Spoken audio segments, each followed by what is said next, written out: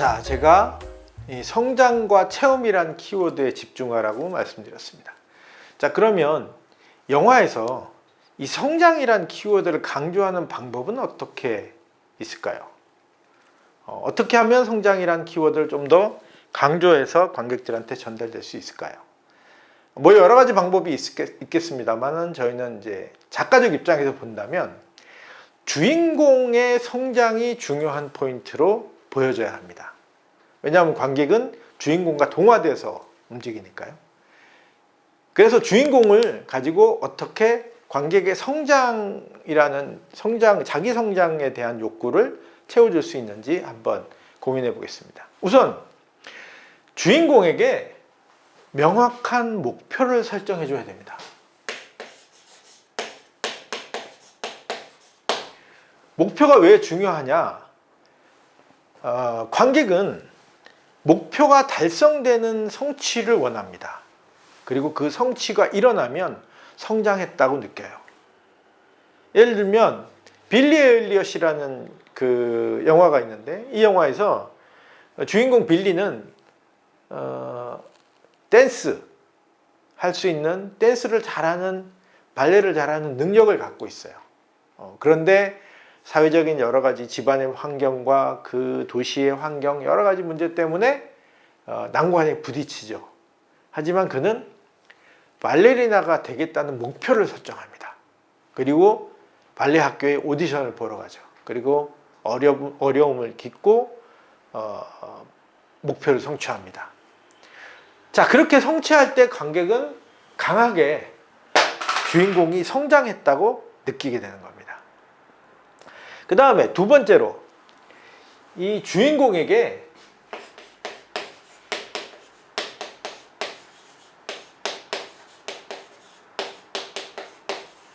실패와 역경을 제공하는 겁니다. 실패와 역경에 직면하게 만들어주면 주인공은 자신의 한계를 극복해야 이 실패와 역경을 이겨낼 수 있거든요. 그래서 관객 입장에서는 주인공이 그 자신의 한계를 극복하는 주인공을 보면서 성장이라고 하는 키워드를 받아들이게 되는 겁니다. 그리고 세 번째로,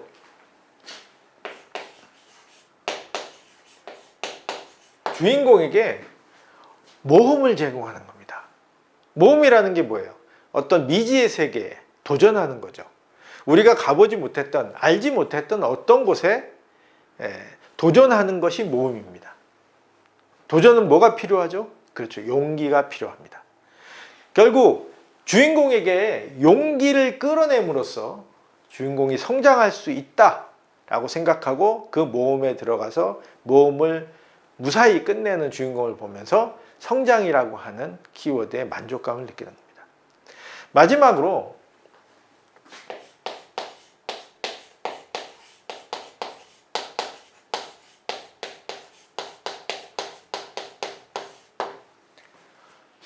특별한 관계를 만들어주는 겁니다. 어떤 관계?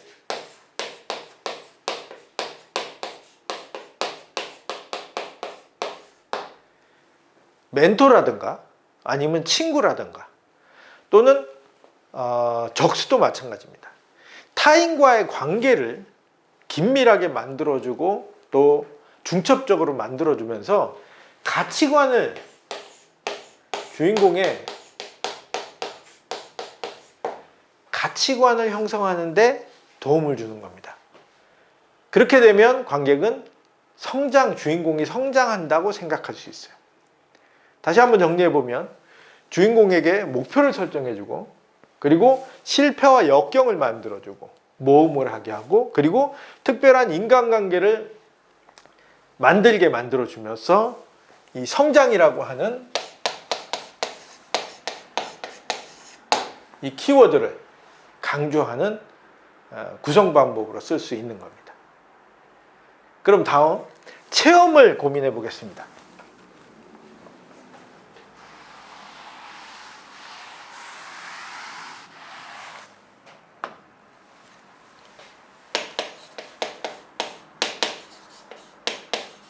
기본적으로 영화는 체험을 제공하고 있죠. 현실적인 체험을 제공하는 겁니다. 그러면 체험이 어떤 체험인지 체험의 실체를 정해줘야 돼요. 체험의 실체는 어떻게 정하냐? 체험은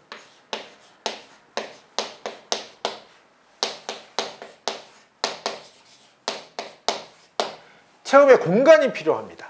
그리고 어떤 상황인지라는 상황이 필요해요. 구체성이 필요한 겁니다. 예를 들어 병원 체험을 해봅시다. 병원이라는 공간에서 의사를 체험하는 이야기다. 뭐죠? 슬기로운 의사생활. 그죠? 그리고 무당이 소통하는 어떤 초자연적인 세계, 귀신이라든지 환상체계, 체험, 그런 체험이 뭐죠? 파묘.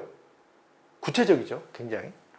그리고 임진왜란에서 거북선을 체험해보자. 한산이죠. 그리고 달에 혼자 떨어졌어요? 체험을 해봅시다. 네, 던문이죠. 이렇게 체험은 공간과 상황이 구체적으로 필요합니다. 그래서 구체적으로 상황과 공간을 던져줘야 돼요. 두 번째로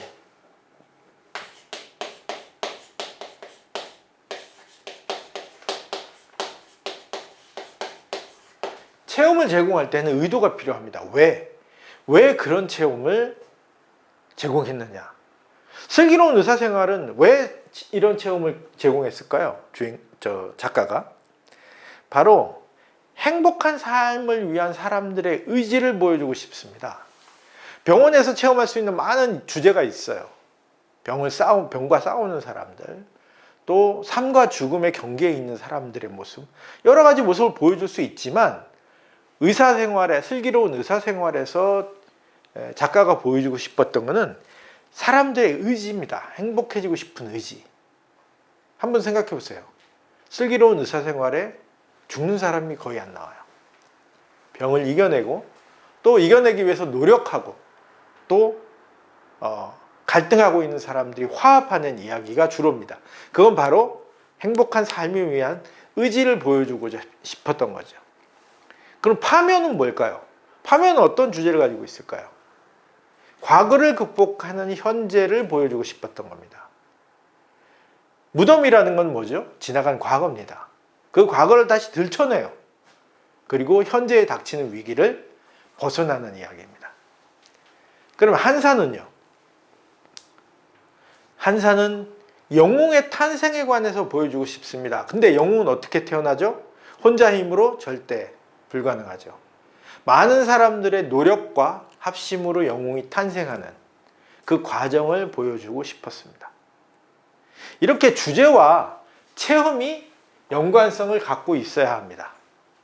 그 다음에 세 번째로 체험은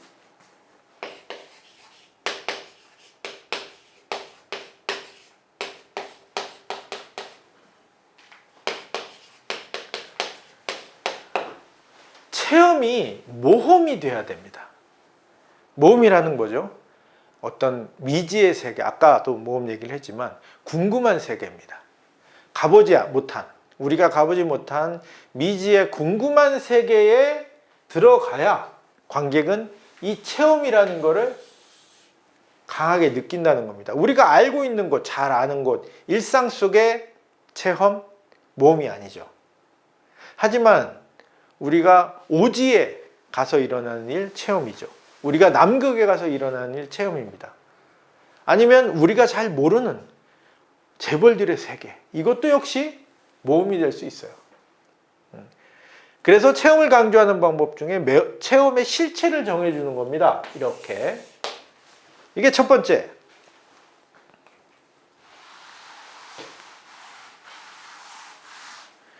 그 다음에는 이런 체험 속에 숨어있는, 우리가 그런 체험을 정했잖아요. 그럼 그런 체험 속에 숨어있는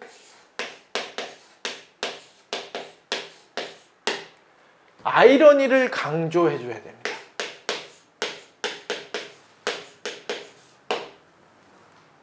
아이러니는 어떻게 강조하느냐? 찾아야죠. 눈물의 여왕이라는 드라마가 최근에 하고 있죠. 눈물의 여왕은 어떤 체험일까요? 재벌 체험이에요. 그쵸. 재벌의 삶을 구체적으로 보여주는 체험입니다. 근데 이 체험 속에 아이러니가 있어요. 무슨 아이러니죠? 시한부 아이러니입니다.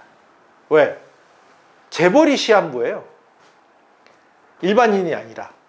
돈도 많고 모든 걸 돈으로 해결할 수 있는 재벌인데 자기의 생명은 어떻게 할 수가 없어요. 이런 아이러니를 체험적으로 전달해 주는 겁니다. 극한직업이라는 영화를 보시면 대박집 체험을 하는 거죠. 맛집으로 대박 나는 집을 체험하는 겁니다. 근데 여기 아이러니가 있어요. 어떻게 해요? 대박집으로 범인을 잡는 아이러니가 있습니다. 전혀 예상하지 못하는, 상상하지 못하는 아이러니가 숨어 있죠. 그렇게 아이러니를 강조해 주는 것이 체험에서는 대단히 중요합니다. 그 다음에 이 아이러니를 디테일하게 강조해 줘야 돼요. 이 아이러니에 디테일이 첨가되어야 합니다. 어떤 디테일이냐? 예를 들어서 재벌의 시한부, 돈으로도 해결할 수 없는 아주 특별하고 희귀한 병입니다. 그냥 암도 아니에요. 대단히 희귀하고 도저히 현재 지구상에서는 해결책이 없는 그런 희귀한 병이라는 그런 디테일을 채워주는 겁니다. 극한직업에서는 어때요? 절대 미각이 만들어내는 특별한 무슨 치킨? 갈비치킨. 이런 디테일이 있음으로써 체험력이 강해지는 겁니다. 자, 그러면 구체적으로 영화에서는 이런 체험이라는 아까 얘기한 구체성들을 던졌는데 이 체험이라는 아이디어는, 체험이라는 키워드는 영화가 가지고 있는 체험감이라는 것과 또 연결되어 있습니다. 그래서 영화의 체험감을 높이는 방법이 있어요. 이거는 체험이라는 설정을 가지고 관객들에게 체험을 제공하는 건데 체험감을 높이는 또 방법은 약간 다르게 또 있습니다. 아까 우리가 성장을 통해서 주인공이 어떻게 하면 성장하는지 살펴봤던 것처럼 체험감을 높이기 위해서는 일단 주인공을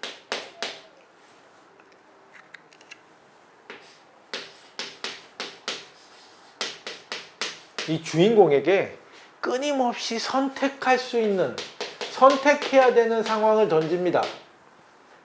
선택해야 되는 상황을 제공해요. 그러면 관객도 주인공과 함께 이것을 선택할 것이냐 저것을 선택할 것이냐 고민하게 됩니다. 그렇게 해서 성공한 게 뭐죠?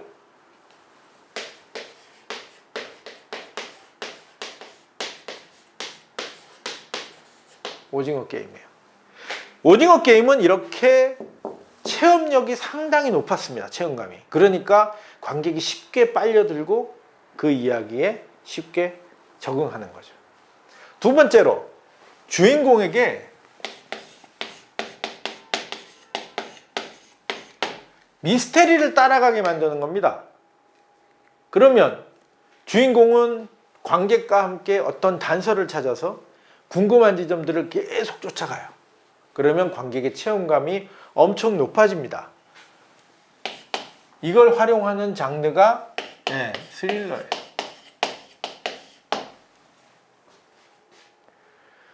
그 다음에 선택과 미스테리를 주는 것과 또 함께 굉장히 중요한 지점인데 주인공의 상황과 감정의 깊이를 공유하게 만드는 지점이 있습니다. 그게 뭐냐면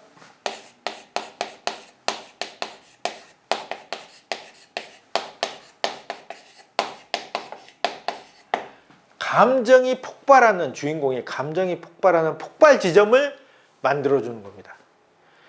이 폭발 지점은 관객이 주인공의 감정선을 따라가다가 터지는 지점이기 때문에 엄청나게 강한 체험감을 느낍니다. 그 다음에 또 하나 주인공에게 새로운 모험을 제공합니다. 아까 체험 자체가 모험이 되게 하라고 했던 것처럼 이 주인공에게 어떤 새로운 모험을 제공하면 새로운 경험과 관점이 제공되면서 관객과 함께 체험감이 높아집니다. 그 다음에 마지막으로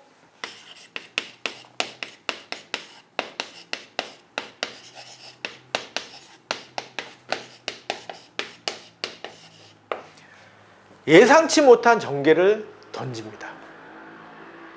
이렇게 되면 관객은 빨려들듯이 전혀 예상하지 못했기 때문에 어떤 호기심이 유발되고 긴장감이 유발되면서 강력한 체험감을 느끼게 됩니다.